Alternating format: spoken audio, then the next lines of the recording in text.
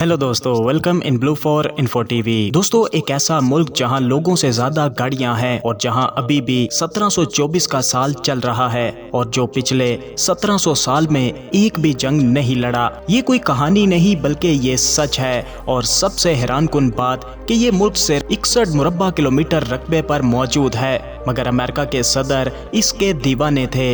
यहाँ कोई फौज नहीं, कोई टैक्स नहीं और पूरे मुल्क में सिर्फ एक ट्रैफिक लाइट है। आज की इस वीडियो में मैं आपको लेकर जा रहा हूँ दुनिया की सबसे पुरानी जमहूरियत की तरफ, एक ऐसी जगह जहाँ वक्त रुक चुका है मगर जिंदगी चल रही है। इस मुल्क में 70% औरतें कारोबार चलाती हैं और यहाँ के लोग खड़े खड़े काम कर देते हैं और ऐसी बातें जो आपने कभी सुनी भी नहीं होंगी। तो अगर आप सोचते हैं कि दुनिया सिर्फ बड़े मुमालिक की है तो ये वीडियो आपकी सोच बदल देगी। तो बस आप वीडियो को एंड तक जरूर देखिएगा, क्योंकि इस वीडियो में वो बातें भी हैं जिन्हें सुनकर आपका मुंह खुला का खुला रह जाएगा। तो वीडियो में आगे बढ़ने से पहले अगर आपने अभी तक इस channel blue for info TV को सब्सक्राइब नहीं किया तो जल्दी से चैनल को सब्सक्राइब करके साथ बेल नोटिफिकेशन को भी ऑन कर दें। तो दोस्तों, इटली के बिल्कुल बीच में छुपा हुआ एक छोटा सा मुल्क जिसे दुनिया सान मारिनो के नाम से जानती है, और ये मुल्क सिर्फ 61 मुरब्बा किलोमीटर का है। ये मुल्क 301 ईस्वी से आज तक आजाद है, यानी दुनिया की सबसे पुरानी जमहूरियत है। इसकी कहानी शुरू होती है मानिस नामी एक ईसाई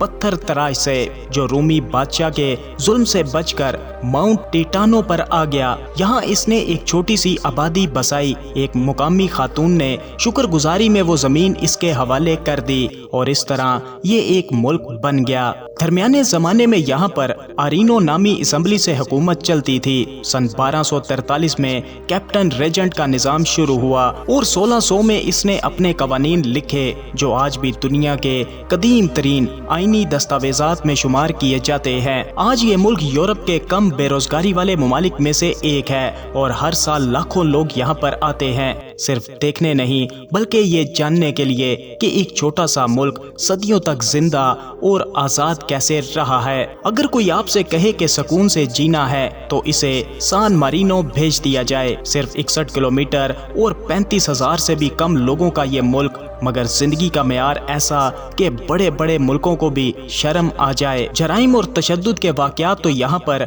बिल्कुल भी नहीं है। कोई वैल्यू एडेड टैक्स नहीं, कोई प्रॉपर्टी टैक्स नहीं, विरासत पर भी सन 2025 में कोई टैक्स नहीं, फौजी भर्तियां भी लाजमी नहीं और यहाँ की हुकूमत बहुत मुस्तहकम है। यहाँ के 50 साल से ज्यादा उम्र के 70% लोग कहते हैं कि दुनिया की कोई भी जगह इन्हें अपने मुल्क के बदले में कभी भी नहीं चाहिए। दोस्तों, इस मुल्क की जो चीज सबसे पहले आपके दिल को छूती है वो है यहाँ की लड़कियाँ। ये ना सिर्फ इस मुल्क की रूह हैं बल्कि इसकी मैशत की रीढ़ की हड्डी भी मानी जाती हैं। 2025 के सरकारी आदादो शुमार के मुताबिक 70% छोटे कारोबार यहाँ पर लड़कियाँ चलाती हैं। पत्थर की टेढ़ी मेढ़ी गलियों में बाजार के ठेले उठाए, कभी कभी शराब के बैरल भी, बगैर किसी घबराहट के। और जब त्योहार आता है फिर तो ये सीधी 13वीं सदी से निकली लगती हैं। लंबे घेरेदार कपड़े, किताबें बगल में, बिल्कुल किसी पुरानी तस्वीर जैसी दिखाई देती हैं। यहाँ की लड़कियाँ इटालियन, इंग्लिश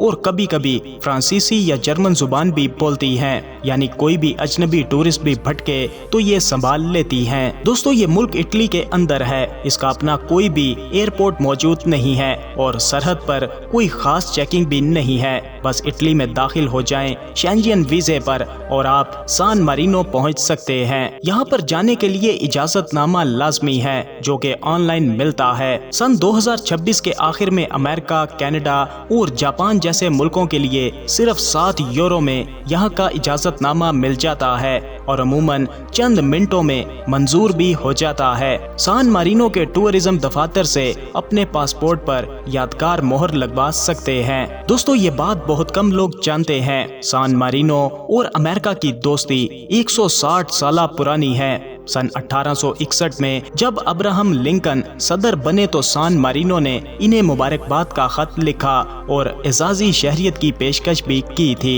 अब्राहम लिंकन ने जवाब दिया। इस खत में उन्होंने सान मारिनो को एक छोटी मगर आजादी की रूह से भरी जमहूरियत करार दिया था। یہ اصل خط آج بھی سان مارینو کے میوزیم میں محفوظ ہے۔ اگر آپ نے کبھی سوچا ہے کہ کسی پرانی فلم کے اندر چلنا کیسا لگتا ہے تو آپ سان مارینو جا سکتے ہیں۔ ہر سال 3 ستمبر کو قومی دن پر پورا ملک پلٹ جاتا ہے۔ سڑکوں پر ناچ گانا، نیزہ بازی، 13ویں صدی کے لباس میں خواتین، ہاتھ سے بنی چیزیں بیچتے تاجر، بالکل ایسا لگتا ہے جیسے آپ 700 سال پیچھے چلے گئے ہوں۔ سن 2024 میں ایک ہفتے بھر کے جشن میں 45,000 ٹورسٹ آئے تھے۔ پورے سال کی سیاحتی آمدنی کا 16% صرف اسی تہوار سے آتا ہے۔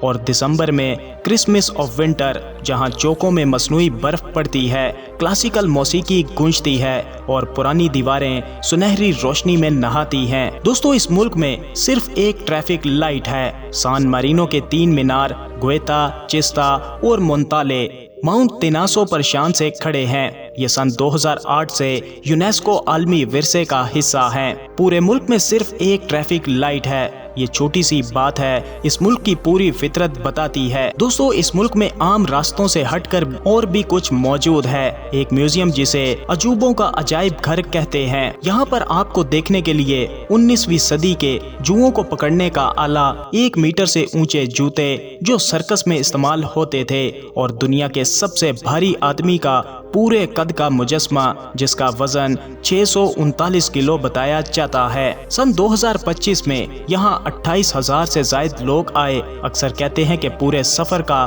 سب سے مزیدار حصہ یہی تھا۔ ہر چیز کے پیچھے ایک اصل کہانی ہے جو آپ کو ہنسانے کے بعد سوچنے پر مجبور کر دیتی ہے۔ دوستو، دنیا میں جہاں ہر طرف فوج اور ہتھیاروں کی باتیں ہیں، سان مارینو 1700 سالوں سے کسی بھی جنگ میں نہیں گیا۔ یہاں باقاعدہ فوج نہیں ہے، مگر ایک حفاظتی دستہ ضرور موجود ہے، مگر یہ جنگ کے لیے نہیں بلکہ تقریبات اور پریڈز کے لیے ہے۔ سان مارینو میں لوگوں سے زیادہ گاڑیاں موجود ہیں، 34,000 لوگ اور 54,000 سے زائد گاڑیاں یہاں پر موجود ہیں، یعنی ہر شخص کے حصے میں 1.6 گاڑیاں موجود ہیں۔ اس کی سب سے بڑی وجہ ہے ٹیکس۔ سان مارینو میں گاڑی رجسٹرڈ کروانا صرف 3 سے 7% میں پڑتا ہے، جبکہ اس کے پاس اٹلی میں یہی کام 22% میں کیا جاتا ہے، اور اٹالین سرحد کے قریب والے سان مارینو میں رجسٹریشن کرواتے ہیں۔ دوستو، اس ملک میں ہر 6 مہینے کے بعد 2 نئے حکمران آتے ہیں۔ کیپٹن ریجنٹ یہ پارلیمنٹ منتخب کرتی ہے، اور یہ روایت سن 1243 سے چلی آ رہی ہے۔ یہ حکمران عام لوگ ہیں، وکیل، پروفیسر، دکاندار، 6 مہینے کے سربراہ بنتے ہیں اور پھر اپنی پرانی زندگی میں واپس چلے جاتے ہیں۔ نہ عمر بھر کی پینشن، نہ باڈی گارڈ اور نہ ہی کوئی اور سہولیات۔ سن 2025 میں ایک کیبنٹ ریجنٹ مقامی تاریخ دان تھے اور دوسرے ایک عام ڈاکٹر تھے۔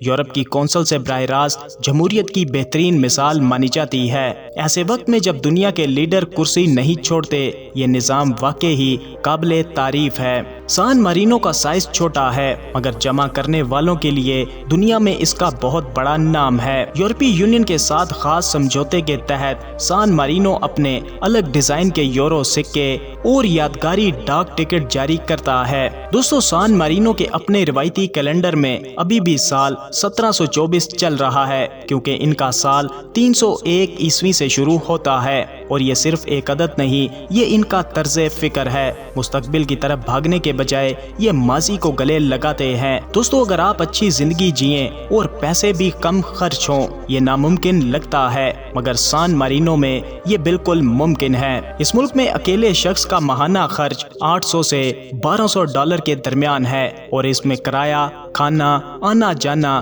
سب کچھ شامل ہے۔ سن 2025 کی یورپی انسٹیٹیوٹ کی رپورٹ کے مطابق سان مارینو یورپ کے سب سے کم ذہنی دباؤ والے ممالک میں شامل ہے۔ تو دوستو، صدیوں سے چلی آئی روایات کے درمیان سان مارینو یہ یاد دلاتا ہے کہ عظمت سائز سے نہیں، اصلیت سے ناپی جاتی ہے۔ تو دوستو، یہ تھا یورپ میں بسا ایک چھوٹا سا ملک سان مارینو۔ اپنی رائے کا اظہار ویڈیو کو لائک اور کمنٹ کر کے ضرور کیجیے گا۔ ملتے ہیں کسی نئی ویڈیو کے ساتھ، تب تک کے لیے خدا حافظ۔